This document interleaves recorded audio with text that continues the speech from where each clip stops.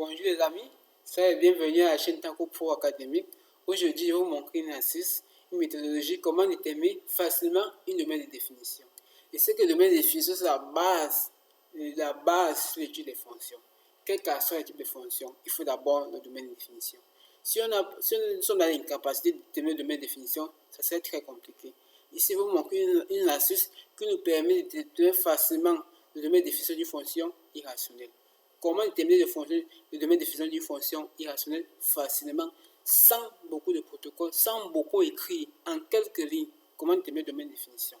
Nous avons une fonction f de x ici, qui est égale à racine de x. Comment déterminer facilement ce domaine de définition? Nous venons là, nous voulons déterminer le domaine de définition. Généralement, quand on dit domaine de définition, la notation, c'est d'abord comment? Il faut d'abord connaître la notation. Je veux déterminer le domaine de définition de la fonction f. Donc, le domaine de définition, on prend d'abord grand D. Notation de quelle fonction? D'une fonction f. C'est une fonction f.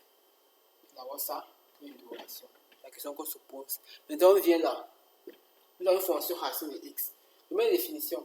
La fonction si existe, si et seulement si les valeurs qui sont à l'intérieur, parce que c'est la stratégie, les valeurs qui sont à l'intérieur, nous savons d'abord que de prime abord, une fonction racine n'est jamais négative.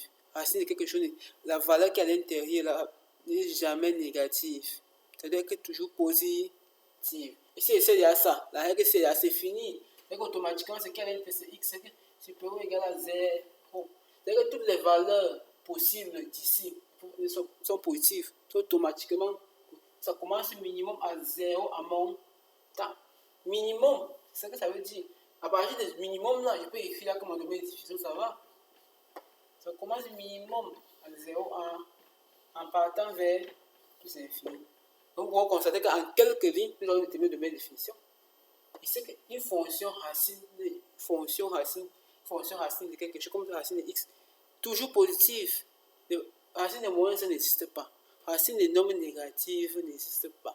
Donc, racine de nombres positifs existe. C'est 0 à montant. Si c'est 0 à montant, alors, c'est forme d'intervalle, c'est fini.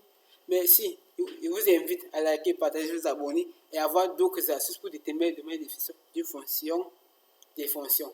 Surtout, je vous invite massivement à suivre les liens en commentaire pour d'autres astuces. Parce que j'ai mis les liens en commentaire. Merci.